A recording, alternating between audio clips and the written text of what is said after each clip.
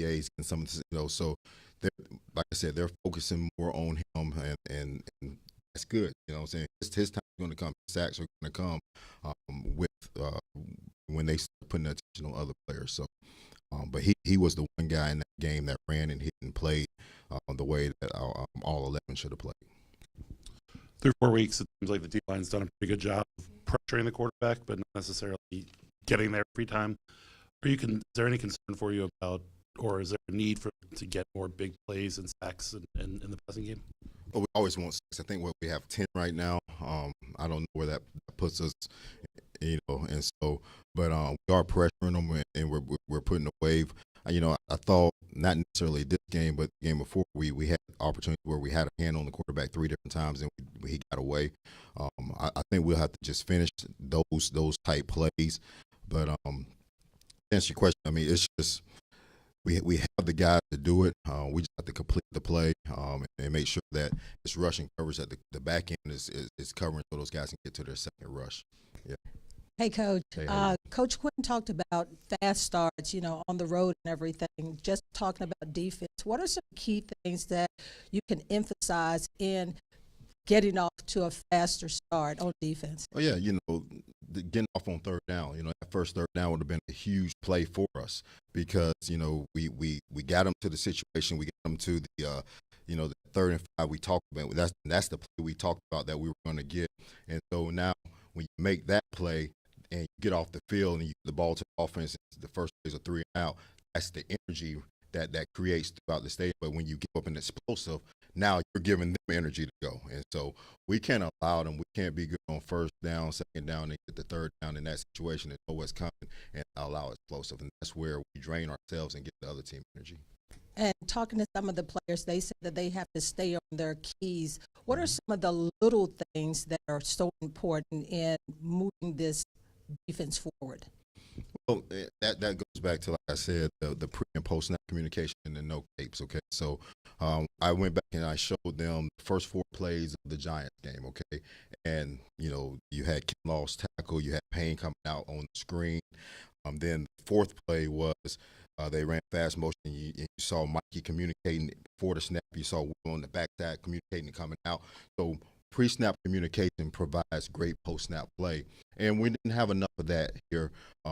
It seemed like we were playing more as individuals than as a collective unit in the last game, and so we got to get back to playing like we did, communicating like we did, and when we do that, it provides better play for the whole defense. Over here.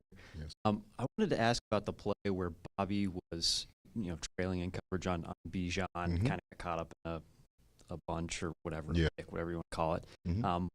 What happened? What did you see on that play, and what do you wish would have gone differently? Yeah, as much as possible, we try to keep our backers off of speed as much, and Bijan is considered speed on that right there, and so that's why we blitz him and we do the things that we do on that play. It was a mess concept. We were trying to take the air out of it, and he got hung up on the 2 receivers that came inside, which created space in the air. And once Bijan got it, he got it with enough speed to the sideline that we couldn't run it down. So, but with him, we were trying to take air out of the coverage as much as possible, get to his body, so you don't have that much space that you have to get away from. But the 2 routes that got inside picked them from that standpoint. Yeah. As a coordinator, when you pick up on something that you see as you don't like, whether it's a communication issue or you see guys trying to put games on, like you said, what goes into trying to make that adjustment within the game and not have it be something that you have to wait until maybe the film day the next day? Well, within the game, we talk about it because first at halftime, it was addressed at halftime of, we just need to make sure that we're getting the looks that we want, but don't over-try. Play hard, but don't over-try. Don't do anything outside of your assignment from that standpoint there. And then, when we get into the meeting room, when we talk about it, we have what we call Tell the Truth Monday. And so it works on a different level. So I'll talk about some of the calls and why I call them in certain areas, and then why did we make the mistakes, and I allow them to communicate to me, and I allow them to hear, as coaches, all right, what we were exactly expecting, and what we're exactly expecting moving forward. And so that's how we will rectify some of those issues. Hey, how you doing, Coach? Doing great. How about you? I'm doing good. You talked before about just in the life of football, some people when things aren't going well can tend to kind of start to overwork and maybe put too much focus into trying to sort this and that out and make it almost too complicated. How do you make sure that you and your staff aren't doing that? And then also, how do you communicate to the players the need to not do that as well? First thing, it's a fun game because it's hard. You know what I'm saying? And so, and we're in it because we like the challenge. And so that's the one thing that we really talk. You don't have to over try. You don't necessarily panic in any situation when you get in situations then when you're not playing it exactly like you want to play it. Now what do? You go and you look at it. Has the approach been the right approach? How can you do differently? How can you change the learning?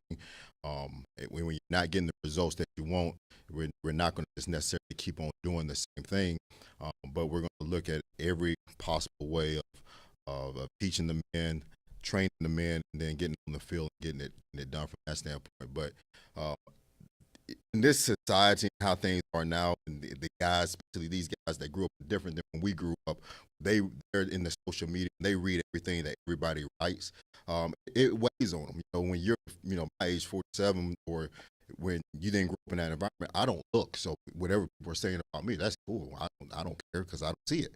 You know, they really look at it and it weighs on them, and so then they start to try to overtry. So that's one thing Q and I have talked about. How do we, not just the defense, but these young men in general, how do you keep them, grounded from the standpoint of blocking out the noise, because good or bad is not real, and so, and it's people that don't know the individuals or what's going on in some spots.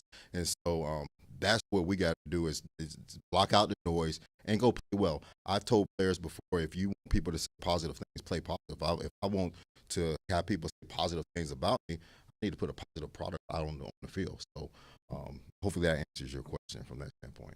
My question is actually pretty similar. You talk about players being too aggressive or, I guess, pressing in certain situations. Did you have a sense of why that was? Was it because they're behind? Was it outside perception? Is it different circumstances? I'm not going to speak for the players. I think, guys want to make plays, and guys are just, trying to get the turnovers and trying to do this and that, where the turnovers are going to come, okay? The way that we played the run, because we played it as a unit, I'm happy with that, okay? What I'm not happy with are the explosive passes, right? We can clean up those explosive passes without getting turnovers. We clean up the explosive passes, we're playing a solid brand of football, okay? Now, if when we clean up the explosive passes and get the turnovers, now we're playing a dominant style. But right now we're playing a sloppy style because it's, stop it on first down, stop it, and hit with an explosive, right? Which just is not good, and we have to clean up, and we will clean it up. I have full confidence in the staff and the players that it will get handled and it'll get started this week. All right, guys, y'all have a great one.